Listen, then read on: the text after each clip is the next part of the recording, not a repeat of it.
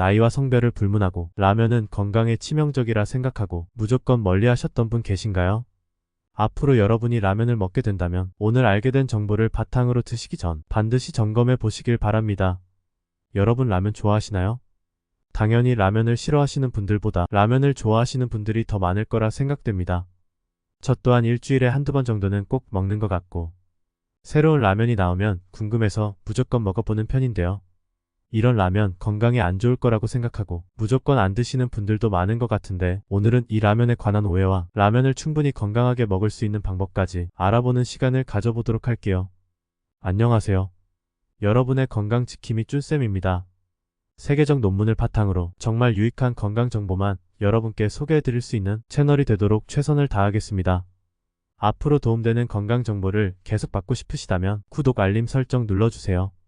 그리고 오늘 영상이 도움되셨다면 좋아요 눌러주시고 주변의 소중한 분들에게 많은 공유 부탁드리겠습니다.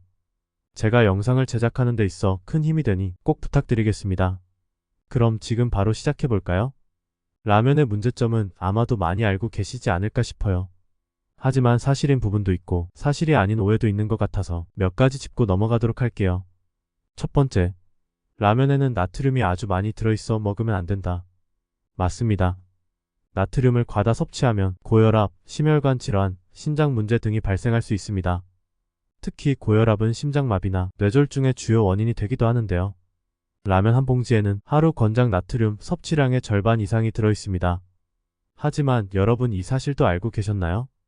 라면의 나트륨 양이 우리가 흔히 먹는 뼈해장국, 수제비 이런 음식에 비하면 더 적은 양의 나트륨이 들어있습니다. 라면의 나트륨량은 평균적으로 1500mg 정도인데요.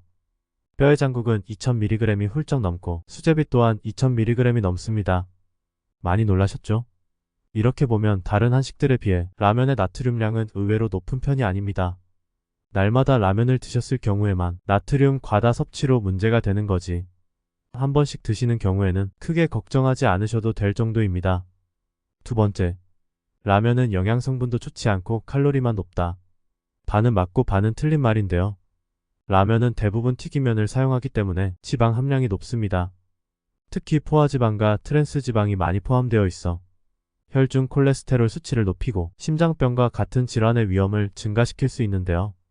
또한 라면은 칼로리가 높아 자주 먹으면 비만의 원인이 될 수 있는 건 사실입니다. 하지만 이 내용도 방금 전에 언급한 나트륨처럼 과다 섭취했을 때 생기는 문제점입니다. 그리고 라면은 영양학적 측면에서도 그렇게 나쁜 편은 아닌데요. 탄수화물, 지방, 단백질의 비율을 보면 알 수 있습니다. 라면은 평균 약 500칼로리에 탄수화물은 78g, 단백질 11g, 지방 16g인데요. 하루 성인권 장량 기준이 약 2500칼로리이므로 탄수화물은 250g, 지방 55g, 단백질 125g인데 이것을 3끼로 나누면 830칼로리로 탄수화물 83g, 단백질 41g, 지방 18g입니다. 단백질을 제외하고는 거의 한 끼 권장량에 부합하는 양입니다. 참고로 라면에는 의외로 비타민까지 포함되어 있습니다. 단백질만 추가로 섭취해준다면 한 끼 식사로도 충분한 영양 성분입니다. 당연히 질 좋은 복합 탄수화물과 불포화 지방을 섭취하면 좋겠지만 우리가 매번 몸에 좋은 영양 성분만 섭취할 수는 없고 무조건 절제하기보단 조금 더 건강히 먹는 방법도 많으니 따라해 보시면 좋을 것 같습니다. 세 번째, 라면에 들어있는 방부제와 조미료가 건강에 좋지 않다. 이건 틀린 말이고 많이들 오해하고 계시는 부분인데요. 라면에는 방부제가 전혀 포함되어 있지 않으니 걱정하지 않으셔도 됩니다. 미생물이 살기 위해서는 수분 함량이 약 12% 이상이어야 합니다. 하지만 라면은 아시다시피 수분 함량이 거의 없어서 미생물이 살 수 있는 환경이 아니라 방부제를 사용할 필요가 없거든요. 그리고 라면에 들어있는 조미료, 즉 MSG는 천연식품에서 추출한 재료가 많기 때문에 이 또한 크게 걱정하실 문제는 아닙니다. 그럼 지금부터 집중해 주시기 바랍니다. 건강에 좋지 않은 음식이라고 해서 계속 안 먹을 수 없는 라면인데요. 저도 다이어트하면 가장 먹고 싶은 음식 중에 하나가 라면이더라고요. 그래서 중요한 건 먹을 때 조금이라도 더 건강하게 먹으려고 노력하는 편인데요. 먹고 싶을 때 억지로 참기보단 건강하게 먹는 방법을 한번 알아볼까요?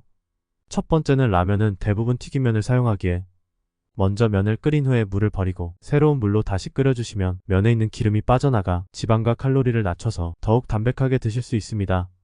그리고 되도록이면 겉면을 트시는 것도 방법입니다.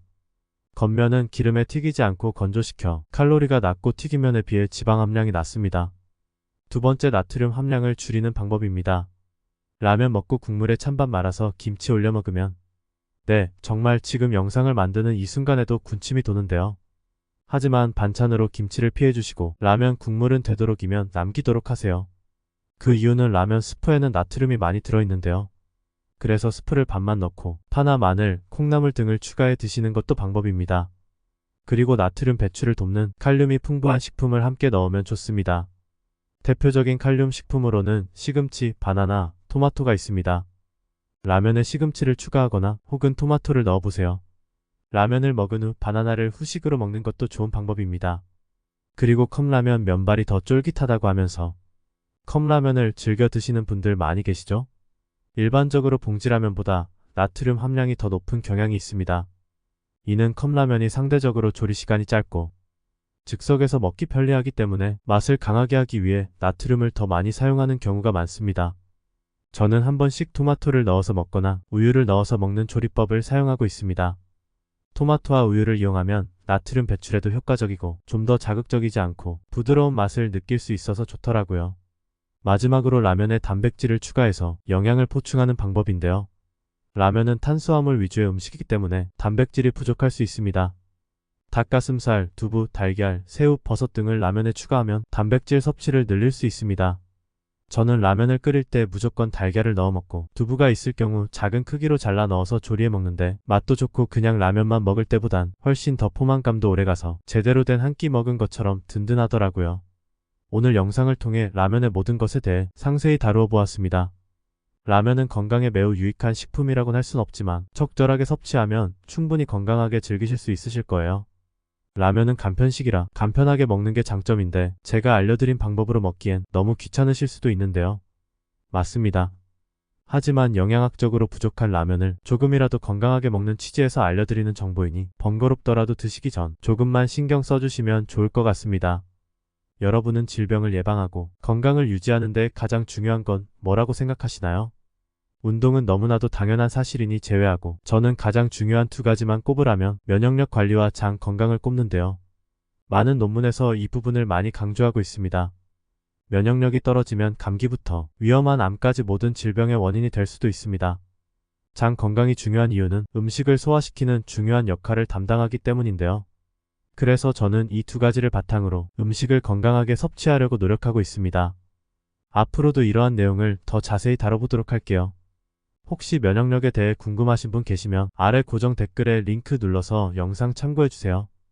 여러분, 저희 채널명처럼 건강은 곧 행복이라고 믿고 계신가요? 저는 그렇게 믿고 있습니다.